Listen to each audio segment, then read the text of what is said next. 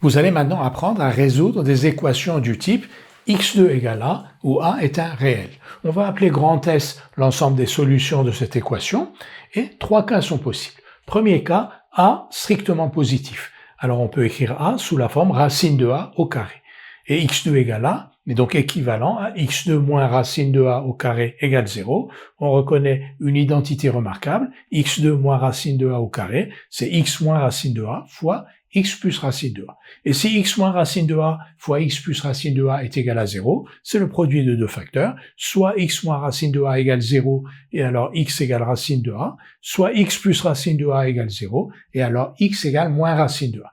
Donc l'ensemble grand S des solutions est moins racine de a, racine de a. Par exemple, x2 égale 4 équivaut à x2 moins 2 au carré égale 0, c'est-à-dire x moins 2 fois x plus 2 égale 0, et l'ensemble des solutions de l'équation x2 égale 4, et l'ensemble grand S égale moins 2, 2, c'est-à-dire moins racine de 4, racine de 4. Deuxième cas, a égale 0. Donc notre équation devient x2 égale 0.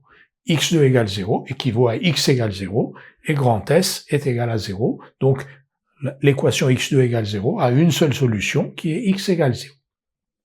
Troisième cas, donc on a vu a strictement positif, a égale 0, maintenant a strictement négatif. Dans ce cas-là, x2 égale a n'a pas de solution parce que un carré x2 ne peut pas être égal à un nombre strictement négatif. x2 égale moins 1 n'est pas possible, donc aucun x n'est tel que x2 égale moins 1 et l'ensemble des solutions est vide.